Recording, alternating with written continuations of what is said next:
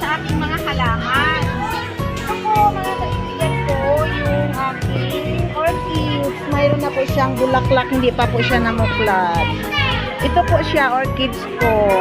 Ang ganda po, puti ang bulaklak niya. Tapos ito, violet. Ito po siya mga kaibigan, oregano po ito. Maganda po ito sa katawan natin, lalo na po at umpisa pa lang na makati ang lalamunan. Kuha lang po ako ng 7 dahon, hugasan ko po na mabuti, pakuluan ko po ng isang basong tubig, tapos pigain bago po inumin. Nawawala po ang kati sa lalamunan ko. Nasubukan ko po ang sarili ko pag uubunin ka. Maganda po ito mga kaibigan. Kaya hindi ako nawawalan ng oregano.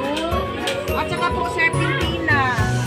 Ito po, 1, 2, 3, 4 po ang serpentina ko. Maganda po rin ito mga kaibigan kasi nung nabinat po ako sa pagpanganak, hinilot po ako, tapos kumuha lang po ng ganitong, 3 ganito.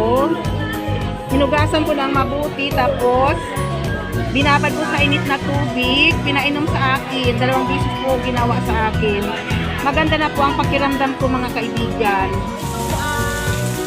Tanim ko na herbal dahon Maria. Ang tawag ito sa Bisaya. Maganda po ito. Ibabad ko siya sa efficacent oil. Ilipat ko po dito siya para malaki. Para maibabad talaga siya. Ilagay ko po ito ng ganito. Ito po ang ginagamit ko.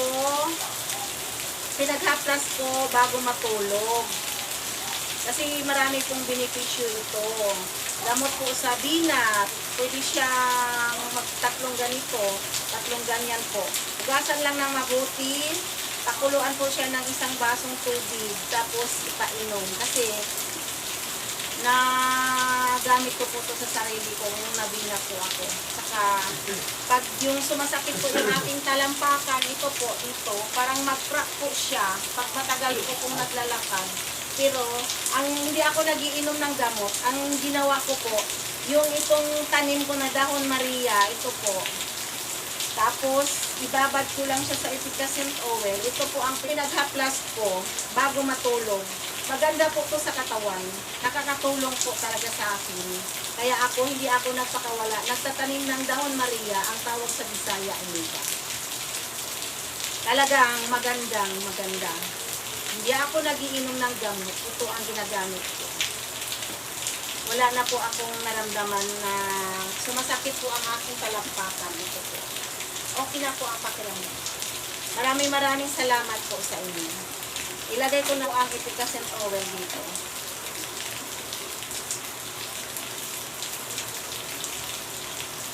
Ito talaga ang ginagamit ko bago ako matulog. Ito ang pinagkahaplas ko. Wala na po akong nararamdaman sa paa ko na kumikirot. Tapos yung talampakan ko parang nag-crack.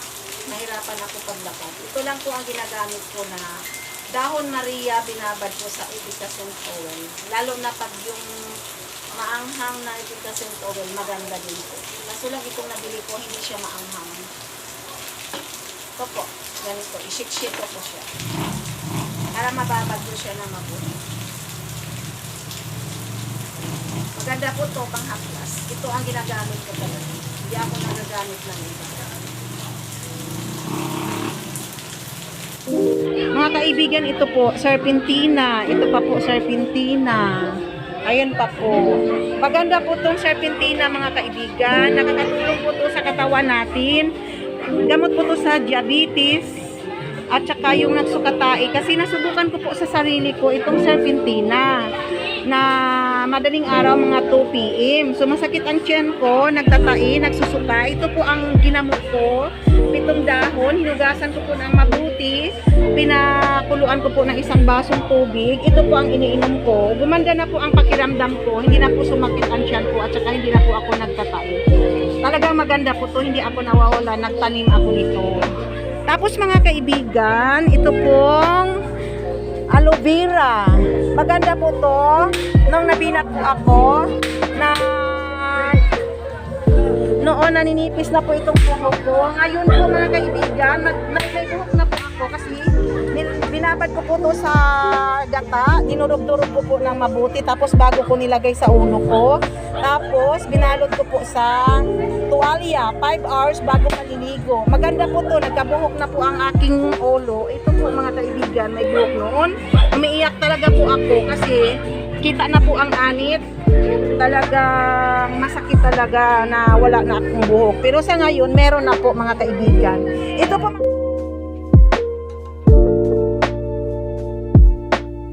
sana. Kasi lang wala akong blender. Kaya dinudurog-durog ko na lang sa gataang aloe vera.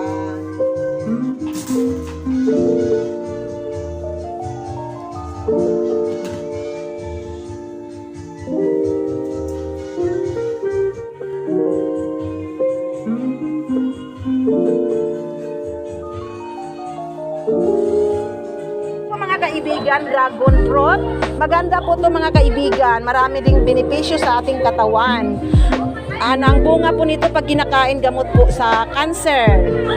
Mga kaibigan, ito pong pandan ko. Maganda po to. Pandan lalaki, maganda po to sa katawan natin. Gamot po to sa may bato sa abdo. At saka may tanglad po ako mga kaibigan. Ayan po. Maganda po niyan. Pang palinis sa katawan. Nasubukan ko po itong tanglad. Nilaga ko po, iniinom ko po ang tanglad, mga kaibigan. Talagang marami akong mga halaman. Di ako nagpakawala ng mga herbal. Para pag may naramdaman ako, kukuha na lang po ako sa aking mga herbal. Ayan mga kaibigan. Lahat ng marami po ako mga halaman. Nakakatulong po sa aking sarili.